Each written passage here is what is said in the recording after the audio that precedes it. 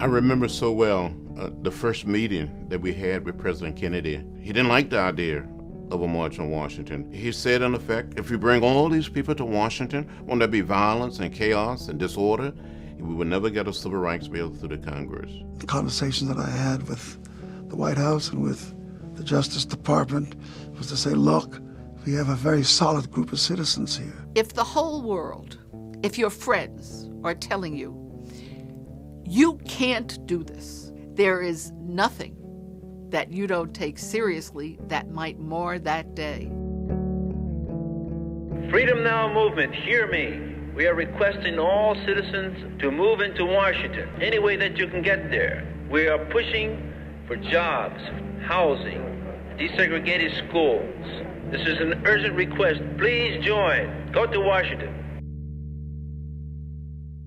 When the dynamics of the March on Washington began to reveal itself, it became a very threatening concept, and no place articulated that fear more precisely than did J. Edgar Hoover, who was the head of the Federal Bureau of Investigation. The greatest target for him was Martin King. He was visceral.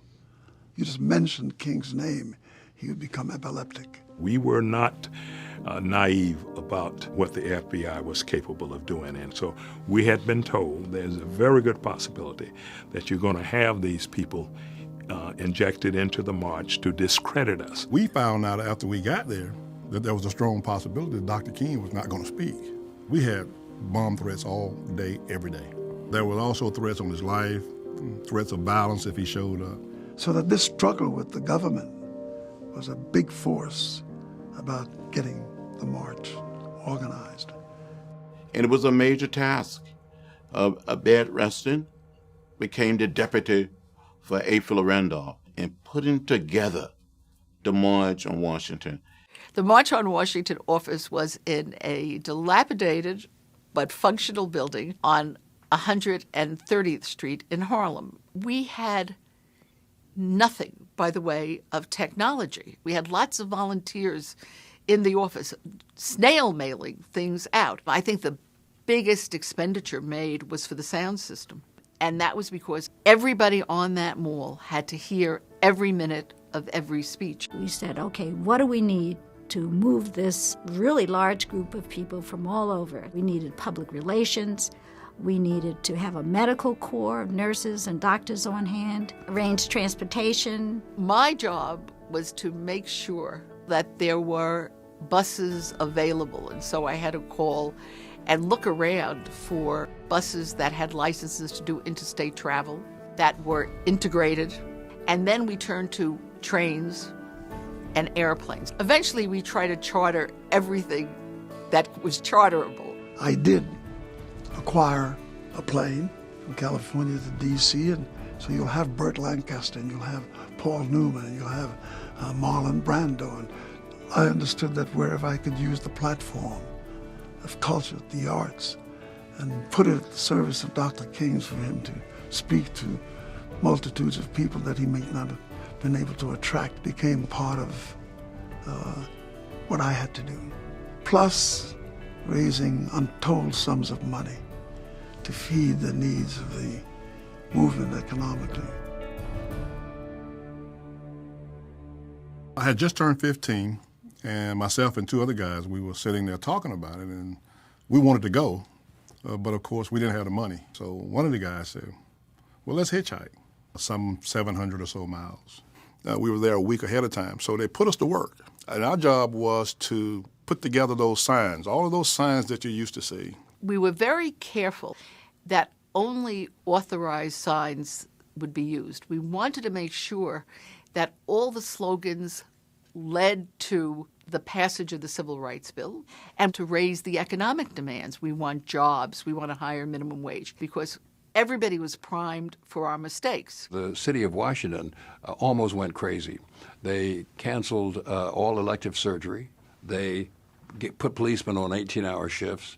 They just went out of way to prepare for what they thought would be some kind of massive riot. And as we now know, it was the largest demonstration of its kind at the time. The Justice Department offered the Army, the police, anything he wanted, and Bayard said no.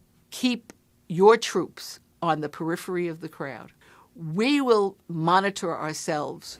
This is Freedom 2 to Equality 1. If you look at those pictures, you'll see people who have plain white hats. Sometimes there's a white hat that says UAW or NAACP, but sometimes they say nothing. When they say nothing, it's a marshal. I was one of the marshals. I was 21 years old, and I have this tremendous responsibility. I think it was about 7 o'clock that morning when we took our stations, and we didn't see anybody, and then within the next hour, people start pouring in.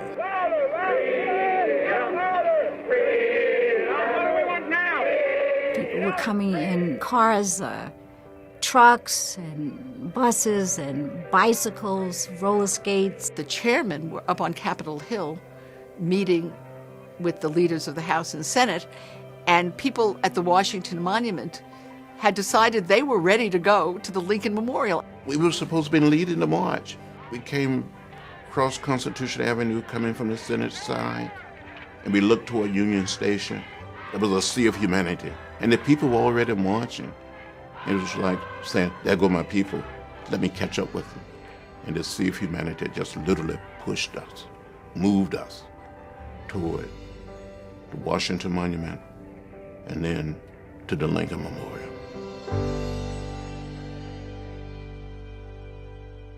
I grew up hearing Dr. King. There was something about his voice, maybe about his appeal. Dr. King had collected a lot of social themes and couplets and words and language, and he brought all the best of those years of speaking